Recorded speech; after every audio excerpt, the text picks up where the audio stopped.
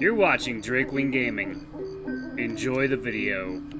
Hey guys and gals, Never here from Drakewing Gaming. It's something on Twitter, the Gaming Drag. Today I'm coming back at you with the Let's Play episode of Green Eyre's End. So yeah, let's go ahead and jump right back into it, shall we? Alarm chain, you were up, and let's go. Alright. Slowly I start to understand what all this means. Rodrigo Rocha acquires tons of stock and incentivizes they expand and increase profit margins, causing prices to go up. And he gives the workers a raise, mostly in the form of benefits for local trade, which he'll gain back by effectively owning everything in town. He also prepares a speech about the importance of progress and taking good care of workforce. The goal of the loop then isn't to profit from those inside it, but to catch more people in the web. Each time one business expands, it attracts new people and is likely calculated based on what would be more marketable. Crafty, yet risky. The moment one business falls due to poor management or inability to keep up with the times, this whole loop starts to break down, spiraling with loss of stock values, declining profits, and bad press. Only a very confident or foolish person would try this. Is this a product of hubris, or is there another reason why Rodrigo thinks he can balance this loop for years until there's a proper payoff?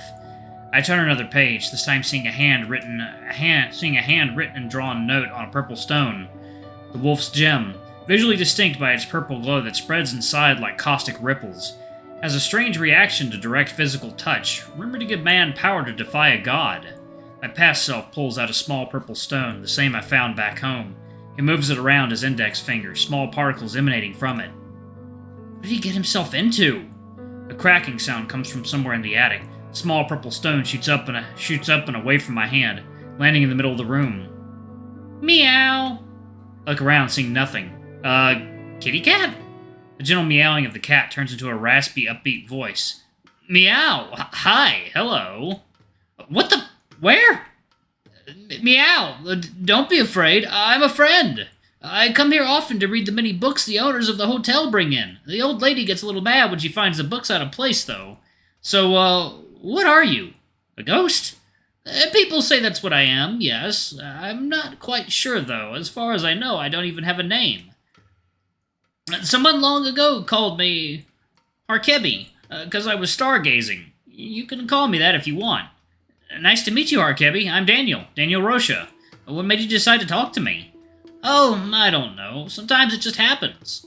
Not sure what causes it. I guess I was intrigued about what you were reading. It's quite unusual. People often come here to relax, but you seem to be doing some investigation. So... The purple stone starts floating. It slowly moves back towards me, gently lowering back to my hand. Can I help? I feel so useless not being able to talk or interact with anyone. That depends. Who else can you speak to? Right now, only you. There used to be a novelist a few decades ago I could talk to. Well, where can you go? Are you attached to this hotel? I can go anywhere in this town. Outside, maybe, but I'm afraid of going there. There's something about this place that makes me feel safer.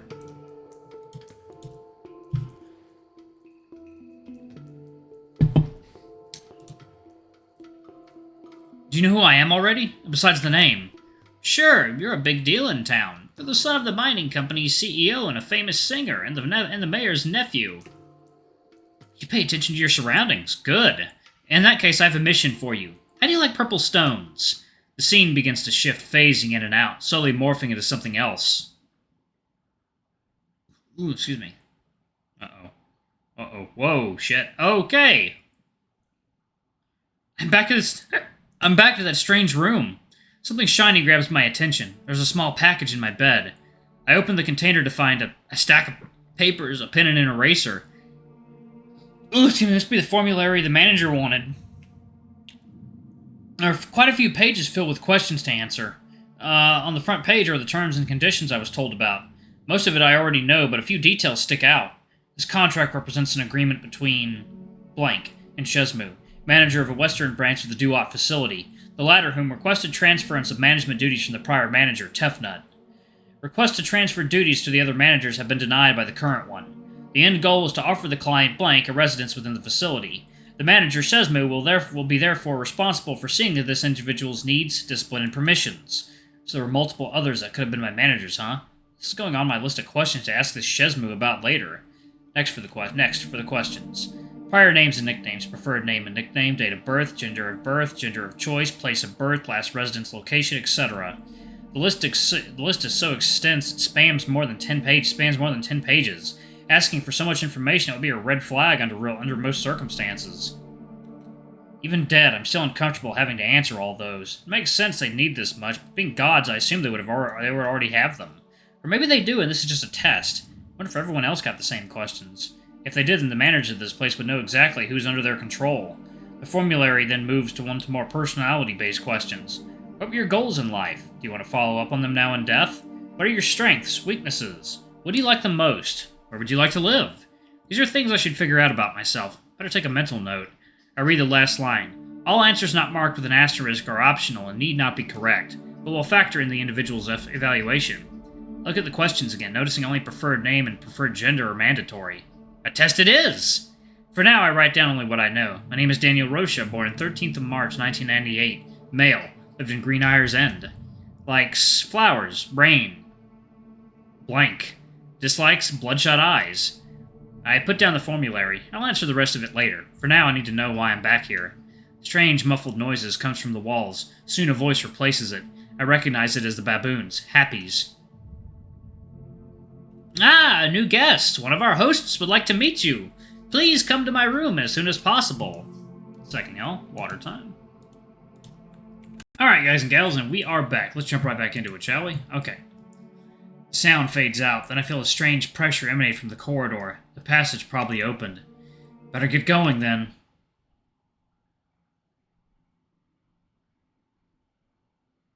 Oh. Wait. I was very sure that we... Thanks for playing, if you can't believe... I was... What? I thought I was playing the most up-to-date build. What in the world? Oh.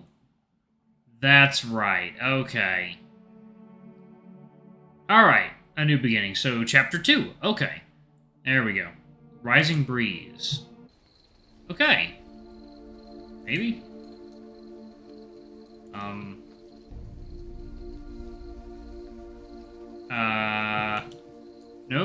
No. Already did that. Okay. Main menu. Let's try... I wish it would tell me what chapter I'm on, y'all. Let's see. Whispers? Oh, wow. Okay. Ooh. Oh, man. Ooh. That's looking wild. Let's see. Alright. I'll walk through that long corridor again. However, this time I find myself at Happy's room before going through that red forest area. Welcome back, our dear guest. Are you prepared to meet one of our hosts? Sure, what for? Something to do with your split contract. That's about as much as I know. Follow me, please. Happy guides me through the halls again, this time taking a right turn. The halls continue for a good long while before opening up to a forest path. From the leaves up above to the grass below, all the vegetation I see is gold-colored. Surely this will be quite difficult to navigate. Our host's room is through this path. Just walk forward. You should have no problem reaching your goal, like so. This is where I must leave you, dear guest. Me? Will I not lose my way? Even if you do, our host will find you. Worry not, you are in good hands. Alright.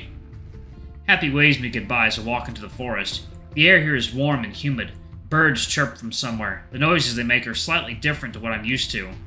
The woods become much denser only a few dozen meters in. The uniform order of color never changes, though.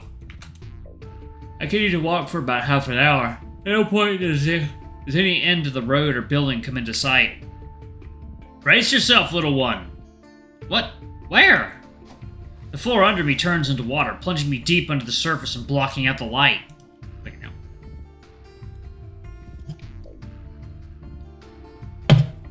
Okay. A soft surface presses against my legs, shifting under my weight. The water dissipates, revealing a room, and someone. Ooh, hello there. Snake Man. The person in question is a beautiful snake... Okay, snake lady. Is a beautiful snake lady, dressed in blue and gold. Her voice carries a soothing, melodic quality. Ooh. Are you alright? It seems you haven't been informed of our transportation method. I look down, finding myself laying on a couch. I readjust myself to a sitting position. I'm okay, I think. Where am I? This is my office at the main branch of the Duat. My name is Kebechet. Pleased to make your acquaintance. Hello, I'm me. Normally I'm in the position to welcome souls to the afterlife and provide guidance. You can think of me as Happy's equivalent to the main branch. In your case, it's more complicated. You've been summoned here to discuss your contract. I do hope Shezmu has warned you that your contract was transferred to them at a later date. He did. But what does that mean? I was also told some things might malfunction while the contract is like that. Indeed, especially since only a third of your contract has been transferred. One part of it is still in the hands of one of the bosses here. The lady places a stack of papers on the table. I assume this is my contract, all of it. It's signed by 3 different managers: Shezmu, Butcher of Gods, Tefnut, Mistress of Rainfall, and Lycaon, the Cursed King. Mistress Tefnut, my boss, has the management rights for your appearance and belongings, material or not. Shezmu has your rights for residence and transportation. This last one? There's a ton of asterisks to every line. That's Lycaon's part. They are deity from a different facility, and therefore need strict specifications on how these rights translate to ours. Lycaon has the rights for your residence and permissions while in the world of the living. Everything Shezmu has, but for the surface world. Do I even need to know this part then? I'm dead.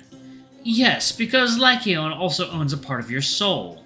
While in possession of that, they can interfere with your current residence.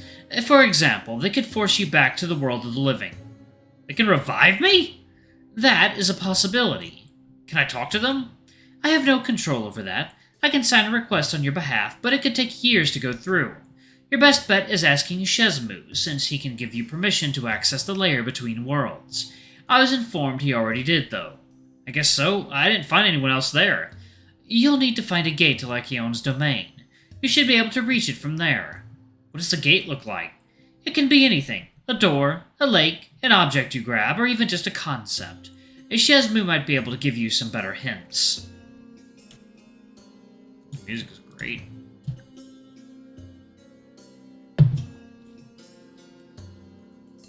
Then finding this Lycaon is one more objective in my list. I wonder why the manager didn't tell me anything.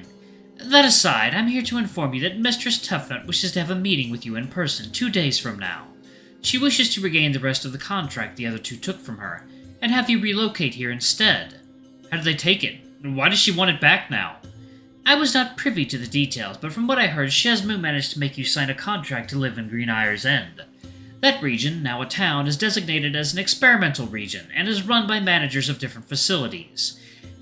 Living there means all sorts of things are overlooked in the name of research. The contract says she has the rights for my appearance. Is that why I look like this? Indeed. By default, souls don't have any specific form. It's our managers that allow you to use a particular one while here. Most prefer the ones they had when alive, but you could ask for something else.